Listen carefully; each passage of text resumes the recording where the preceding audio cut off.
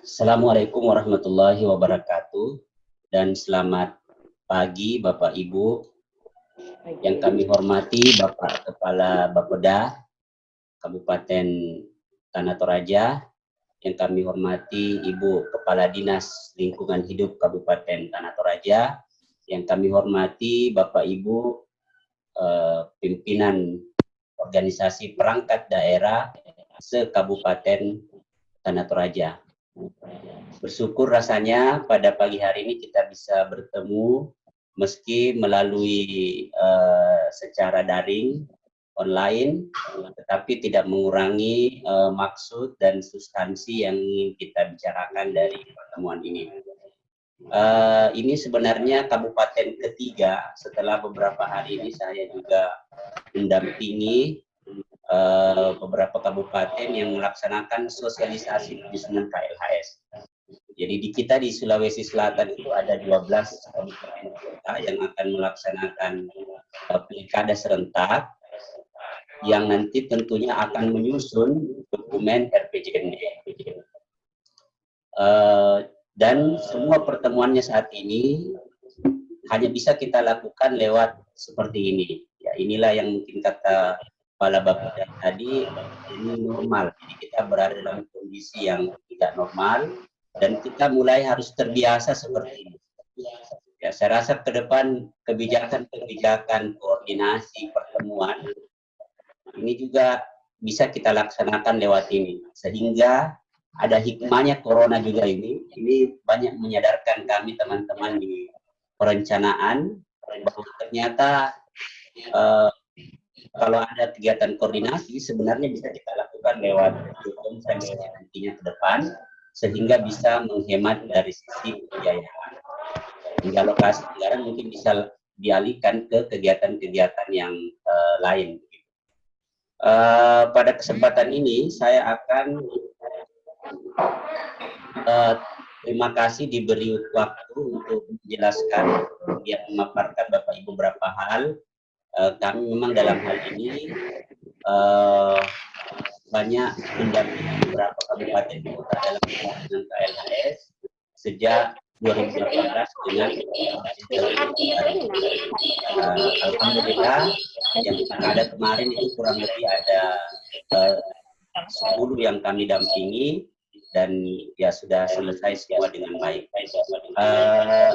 Untuk saat ini pada pertemuan yang baik ini saya mau memaparkan dulu hal yang paling prinsip ya sebelum saya masuk ke pembahasan materi. Ya, saya mau menjelaskan dulu tentang apa itu KLHS. Ya, ini penting dipahami dulu karena kita pasca 2018 itu mengalami perubahan dari sisi regulasi terkait penyusunan KLHS. Kalau dulu di RPJM dulu saya ingat kita menyusun KLHS dengan Permendagri 67 2012. Nah, Permendagri 67 2012 itu telah dicabut lewat Permendagri 6 tahun 2018. Kemudian terbit Permendagri 7 2018. Ya, jadi dengan terbitnya Permendagri 7 2018 ini, maka inilah yang menjadi pedoman kita, menjadi panduan kita dalam penyusunan KLHS. Nah, saya akan jelaskan bagaimana Permendagri 7 itu kita implementasikan. Baru sebentar saya akan masuk dalam bagaimana penginputan atau kemudian bagaimana cara mengisi matriks-matriks dalam rangka SDGs. Ya. Saya coba share dulu ya. Saya sudah siapkan bahan. Oke. Jadi kelihatan ya. Jadi saya share dulu. Oke. Saya mau jelaskan dulu secara umum mekanismenya. Ini penting sehingga kita memahami bahwa KLS itu proses mekanismenya seperti ini. Ya. Jadi mekanisme dan substansi dalam penyusunan KLHS. Ya. Oke. Jadi kalau rencana pembangunan daerah kita, dokumen-dokumennya itu sudah diatur penyusunannya dalam Permendagri 86 2017. Jadi tahun depan pasca Pilkada, Bapeda akan bekerja secara cepat ya, secara ekstra untuk menyusun dokumen-dokumen rencana pembangunan di daerah kita. Sejalan dengan itu, Bapak Ibu juga di OPD akan menyusun rencana renstra dan renja 5 tahun ke depan lagi. Jadi tahun depan itu adalah waktu di mana kita semua akan disibukkan dengan penyusunan dokumen baru sebagai konsekuensi dari periodisasi kepala daerah. Sehingga ini kesempatan yang baik kita untuk menyusun perencanaan yang akan datang. Nah, kita dalam menyusun perencanaan tujuan pembangunan daerah itu tidak bisa lepas dari 5 tujuan, ya. Bagaimanapun bentuk visi kepala daerah, bagaimanapun bentuk kebijakan di daerah, maka 5 tujuan pembangunan daerah itu tidak boleh kita hilang substansinya. Yang pertama yaitu peningkatan dan pemerataan pendapatan masyarakat, kesempatan kerja, lapangan berusaha, meningkatkan akses dan kualitas pelayanan publik, dan daya saing daerah. Kita perlu melakukan percepatan pembangunan berkelanjutan hari ini karena pelaksanaan pembangunan kita di daerah itu menghadapi berbagai permasalahan. Kalau kita elaborasi ya semua permasalahan itu, maka substansinya permasalahan itu hanya ada 5. Yang pertama itu ketergantungan kita terhadap sumber daya alam yang tinggi, rendahnya kemandirian keuangan, rendahnya pertumbuhan ekonomi, belum optimalnya peran para pihak, dan rendahnya kontribusi pemerintah dalam PDRT. Nah, untuk meningkatkan percepatan pembangunan daerah itu, maka kita butuhkan pelibatan para pihak. Kita perlu inovasi. Nah, tadi Kepala Bapeda sudah menyampaikan bahwa kita mengembangkan inovasi-inovasi pembangunan daerah, peningkatan pemenuhan pelayanan publik, dan peningkatan perlindungan sumber daya alam. Nah, yang terakhir ini yang paling penting, karena sumber daya alam yang terlindungi dan berkelanjutan itu menjadi modal pembangunan. Bagaimana pembangunan itu bisa kita laksanakan dengan baik kalau sumber daya alam kita mencukupi. Nah, inilah pentingnya mengapa kita harus menyusun KLHS.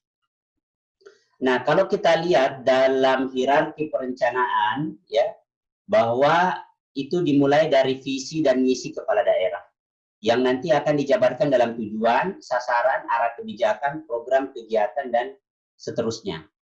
Nah, dalam penyusunan kebijakan, rencana, dan program, kita itu diamanatkan menyusun KLHS. Jadi KLHS itu kajian yang kita lakukan pada level kebijakan, rencana, dan program. Kemudian, kajian yang kita lakukan pada level kegiatan, sudah proyek, maka itu namanya AMDAL. Ya, jadi di situ perbedaan hierarki implementasinya. Nah, bagaimana pelaksanaan KLHS menurut Permendagri 7? Pada pelaksanaan KLHS menurut Permendagri 7 itu difokuskan pada integrasi TPB, dalam hal ini SDGs, di dalam tahapan penyusunan RPJMD. Sehubungan dengan itu, maka tahapan penyusunan KLHS RPJMD itu dilakukan lebih awal, ya, di tahap awal sebelum masuk tahapan penyusunan RPJMD. Ya, artinya apa? KLHS ini disusun di hulu dia, sehingga nanti harapannya KLHS ini bisa terintegrasi dengan baik di dalam dokumen perencanaan kita, dalam hal ini RPJMD. Jadi banyak pertanyaan di beberapa tempat atau di beberapa OPD, mereka bertanya, kenapa kita menyusun KLHS RPJMD sekarang? Ya, bukankah kita belum pilkada, belum menyusun RPJMD? Nah, perlu dipahami bahwa menurut regulasi kita yang diatur dalam Permendagri 7 2018, penyusunan KLHS itu dilakukan bersamaan dengan rancangan teknokratik. Nah, rancangan teknokratik itu kan disusun sebelum rancangan awal RPJMD atau pada masa di mana sebelum pelantikan. Nah, jadi ini menjadi kesempatan yang baik bagi kita untuk melaksanakan KLHS RPJMD tahun ini. Nah, perlu kita pahami apa KLHS itu. KLHS ini hari ini menjadi satu instrumen yang banyak diperbincangkan. Kenapa? Karena pasca terbitnya PP 46 2016, maka KLHS ini memiliki posisi tawar yang cukup kuat. Karena hari ini semua dokumen perencanaan itu diharuskan untuk kemudian diikuti dengan penyusunan KLHS. Ya, sehingga tidak ada sekarang dokumen perencanaan, baik itu tata ruang maupun RPJMD, yang kemudian bisa diperdakan tanpa diikuti dengan penyusunan KLHS. Ya, bahkan bisa dipastikan bahwa rencana kita itu tidak akan ditetapkan kalau tidak ada KLHS-nya. Nah, apa sih sebenarnya KLHS itu? KLHS itu adalah instrumen lingkungan sebagaimana AMDAL. Tetapi KLHS itu dia pada level KRP. Nah, KLHS itu semacam SIM, jadi surat izin untuk merencanakan pembangunan. Ya, ibarat misalnya Bapak Ibu mau membawa kendaraan, maka kita perlu surat izin mengemudi. Kenapa perlu izin? Karena sebenarnya membawa kendaraan itu dilarang karena berbahaya. Sama dengan membangun. Kalau kita mau melaksanakan suatu proyek, maka kita perlu mengurus izin lingkungan namanya. Kenapa kita perlu mengurus izin lingkungan? Karena sebenarnya membangun itu merusak rona lingkungan. Karena kita mau tetap membangun, maka harus minta izin. Nah, seperti juga dengan perencanaan pembangunan, sebenarnya itu akan memberikan konsekuensi pada perubahan rona lingkungan kita. Apalagi daerah kita ini yang sangat mengandalkan pada keindahan alam, ya, sangat mengandalkan pada daya dukung sumber daya alam. Maka tentu kita harus meminta izin. Nah, izin yang memastikan bahwa pembangunan kita itu bisa tetap berkelanjutan adalah lewat KLHS.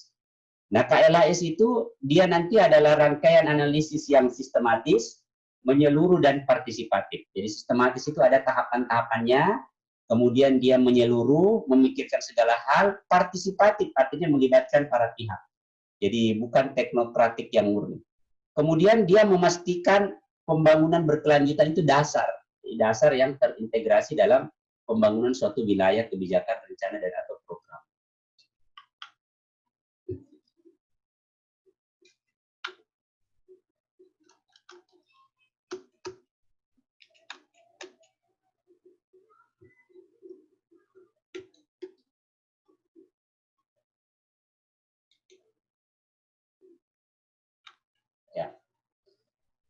Apa definisi KLHS secara sederhana? Ya, definisi KLHS secara sederhana ya kebijakan atau analisis pada level KRP. Sederhananya seperti itu. Jadi pada level kebijakan, rencana, dan program. Jadi dia dianggap strategis karena levelnya itu pada level KRP.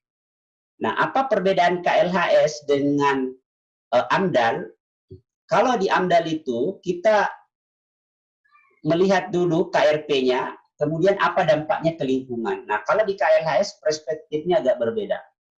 Lingkungan dulu kita perhatikan, kita tinjau, kita kaji, kemudian kita lihat apa konteks pembangunan yang tepat untuk lingkungan kita. Nah, seperti itu modelnya. Kemudian pendekatannya adalah proaktif.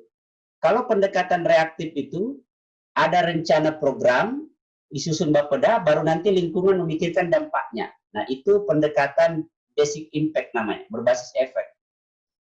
Tetapi yang akan kita kerjakan di Permendagri 7 ini, dia berbasis strategis. Jadi, sebab dari sebuah tindakan. Jadi, kita susun dulu KLHS-nya, baru kita tentukan apa program yang akan kita laksanakan. Nah, seperti itu namanya berbasis strategis. Jadi, KLHS itu harapannya dia menyentuh pada akar masalah. Jadi akar masalah itu artinya masalah-masalah pembangunan kita yang ada pada hulunya. Jadi kita tidak hanya menyentuh pada simptom-simptomnya, gejala-gejalanya.